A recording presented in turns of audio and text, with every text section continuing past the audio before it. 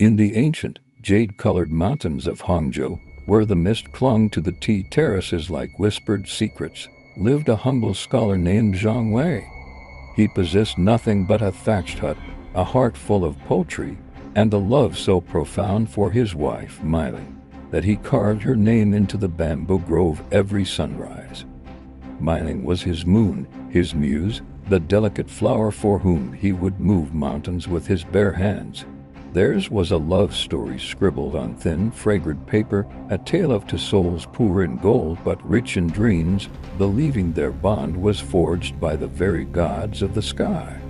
But the world of men is ruled by silver and gold, not by the whispers of the heart.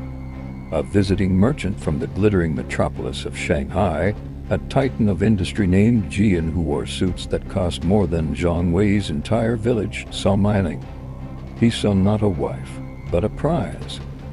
He whispered to her of a life adorned in silk, of banquets under chandeliers, of a name that would open every door in the celestial city. And Meiling, intoxicated by the gilded reflection in his eyes, began to see her scholar as a stone around her neck, a chain to a life she now deemed beneath her. Jian was a dragon in human form, a creature of immense wealth and colder blood. He had built an empire from nothing, but his heart was a vault where no light entered. He collected beautiful things, paintings, sculptures, and eventually women. His wife, Liling, was the mother of his 4 children, a woman of quiet dignity, who had become a ghost in her own home, a piece of furniture in the sprawling marble mansion he called a home. He saw Meiling not as a soul, but as the newest, most exquisite sculpture for his collection. He played the part of the charming savior, rescuing her from the poverty of a life with Zhang Wei. Meiling, for her part, had spent her years in the village as the most vocal critic of such women. She would stand at the well, her voice dripping with venom, cursing the fox spirits who dared to fracture families. She would pray to the ancestors to visit plagues and misfortune upon any woman who would share a man, any woman who would trade her honor for a life of ease. Her righteousness was a performance she believed herself, a shield she held high to deflect any suspicion of her own hidden ambitions. She was the self-appointed guardian of virtue, unaware that she was merely waiting in the wings for her own cue. The separation was swift and brutal for Zhang Wei. Meiling left him with words sharper than any blade, telling him his love was a pauper's offering, unworthy of her future. He was left in the ruins of his heart, watching the love of his life walk towards a dragon's den, believing she was entering a palace. He did not curse her. Instead, he gathered his pain like fallen petals, pressed them into the pages of his poetry books, and vowed to become the man she thought he could never be. He poured his agony into his work, his mind sharpened by the whetstone of betrayal. In the city, Meiling reveled in her new role. She was not Jian's wife, of course. That title belonged to the ghost, Liling. But she was the side chick, the mistress, the woman in the shadows. She wore the couture gowns, she sipped champagne at the charity galas, always arriving separately, always leaving alone, and she lived in a luxury apartment overlooking the pond. She had traded the bamboo grove for a cage of gold, and at first, she told herself the bars were beautiful. She had become the very creature she had sworn to destroy, the crown she had so vehemently decried now resting comfortably on her head, though it was a crown of thorns gilded to look like glory. Liling, the abandoned wife, was not merely a ghost, she was a patient spider in the center of a vast, silken web. She had known about every affair, every fleeting fancy of her husband. But Meiling was different. Meiling was a threat. This woman did not just want a night, she wanted a life. She was whispering in Jian's ear about replacing the old furniture, about sending Liling and the children away. So, Liling began to move. She did not rage or scream. She simply started to weave. She learned everything about Meiling. She knew of the scholar husband in Hangzhou, the one whose name Miling scrubbed from her past like a stain. She saw the old social media posts, the fiery sermons against infidelity, the self-righteous prayers. Liling saw not a villain, but a hypocrite, and she knew that a hypocrite's armor was the easiest to pierce. She began leaving subtle clues for her husband, nothing accusatory, just small hints of Miling's past, planting seeds of doubt in the mind of a man who trusted no one. She knew that to break this woman, she did not need to attack her. She needed to show her reflection in a mirror held by the one person whose opinion she craved. Years flowed like the Yangtze, powerful and relentless. Zhang Wei, the broken scholar, had been reborn. His tech company, built on algorithms of human emotion and poetic logic, had become a behemoth. He was no longer the poor boy from the mountains. He was Zhang Wei, the billionaire poet, a man whose wealth was matched only by his mysterious sorrow.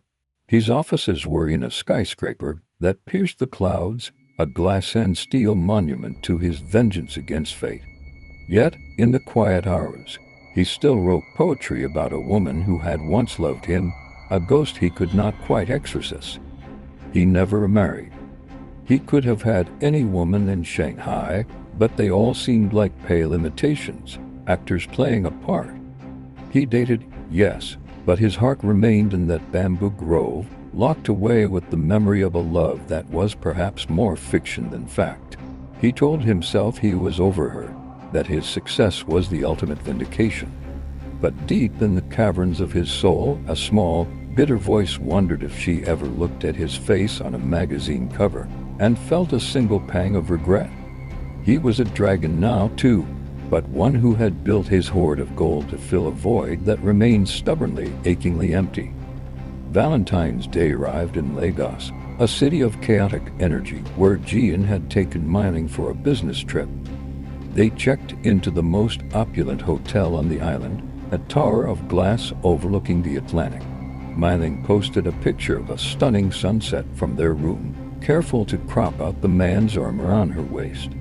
But the internet is a village with no secrets. Zhang Wei's sister, a sharp-eyed woman who had never forgiven Miling, saw the post. She saw the geotag. And then she saw the comments. On the public profile of a man she knew to be a married tycoon with 4 children, there were Miling's words. Bold, brazen. My heart is so full tonight, my love. Thank you for the most perfect day. Public decorations for the world to see, for the man's wife to see, for anyone with eyes to witness. The sister took screenshots. She sent them to Zhang Wei with a single message. Look at what the preacher has become. The prayers she prayed are now her own. Zhang Wei stared at the images, and he did not feel anger. He felt a cold, creeping sense of awe at the universe's cruel, poetic justice. Liling had been waiting for this moment. She did not just see the social media posts, she had orchestrated a scenario to ensure they were seen by the right people. With surgical precision, she began her final move. She first ensured that Jian's elderly mother, a traditional woman who valued family honor above all, received an anonymous, beautifully printed dossier of Miling's past, her marriage, her vicious public rants against women like herself, and her current, very public affair with her son. The Dowager's fury was a terrible thing to witness. Then Liling turned to her husband. She did not confront him with anger. Instead, she sat him down with tears of weary resignation. She showed him the dossier, not as a weapon, but as proof of her own fears. This woman, she whispered, her voice trembling with practiced sorrow, she will destroy our family. She has no loyalty. She abandoned her own husband with words of poison. How long before she does the same to you? She wants your name, your wealth, not your heart. For the first time, Jian, the mighty dragon, looked past Miling's beauty and saw the reflection of his own cold ambition staring back at him. The seed of doubt became a tree of suspicion. Jian returned from Lagos a changed man. He was distant with Myling, his phone calls shorter, his visits less frequent. Myling, sensing the shift in the wind, panicked. She began to push harder, demanding more, trying to secure her position before the ground beneath her completely crumbled. She made a fatal mistake. She went to the family home. She confronted Myling directly, a screaming match on the doorstep that the neighbors and, more importantly, the children witnessed. She revealed herself not as a sophisticated mistress, but as a desperate, clawing woman. Jian was livid. He valued discretion and order above all. Myling had brought chaos to his doorstep, had made his private life a public spectacle. He saw her now not as a prize, but as a liability. In that moment, the glamour died. He looked at her and saw only the trouble she would cause, the legal battle she might threaten, the stain on his reputation. The dragon did not love, the dragon possessed. And when a possession becomes a problem, it is discarded. He ended it with the same cold efficiency with which he would fire a junior executive. Watching from the shadows of his empire, Zhang Wei saw the entire drama unfold with the detached fascination of a man watching a nature documentary. He saw Myling's fall, her public humiliation, her desperate fading posts on social media trying to project a happiness that was no longer there. He felt not triumph, but a strange hollow pity. He also felt the pull of an old, unfinished story. He picked up his phone and, using an intermediary, sent a simple, elegant invitation to Myling. The invitation was to a grand charity gala he was hosting at his penthouse, the very pinnacle of the Shanghai skyline. It was the most exclusive ticket in the city. For Myling, cast out from Jian's world and shunned by the circles she had tried so hard to join, it was a lifeline. It was a chance to be seen, to matter again. She accepted without hesitation, seeing it as a new beginning, a chance to climb back onto a different, perhaps even more magnificent, dragon's back. She did not know who the host truly was until she stepped out of the elevator and into his home. The penthouse was a masterpiece of minimalist luxury, all dark wood, soft lighting, and walls adorned with ancient scrolls of poetry. But as Myling walked through the crowd of admiring guests, her eyes were drawn to a single, lit alcove. It was a shrine. Behind glass, preserved like a holy relic, was a section of a bamboo grove. Carved into the bamboo, faded but unmistakable, was her name repeated over and over again. Beside it, framed, were her own old social media posts, her fiery rants against women who break homes, her prayers for divine punishment on the unfaithful. The crowd parted, and Zhang Wei stood before her. He was no longer the humble scholar. He was a titan cloaked in power, and a sorrow so deep it was almost divine. He looked at her not with anger, but with a quiet, devastating sadness. "Welcome, Myling," he said, his voice soft yet carrying to every corner of the silent room. "I have built a museum to your memory. I wanted you to see it. I wanted you to see who you used to be." The other guests, sensing the monumental drama, watched in stunned silence as Myling stared at the shrine of her own hypocrisy, the cage of gold she had built for herself now fully illuminated. The silence in the penthouse was absolute, broken only by the faint hum of the city far below. Myling stood frozen, her reflection caught in the glass that protected the bamboo, her own face superimposed over the carvings of her name.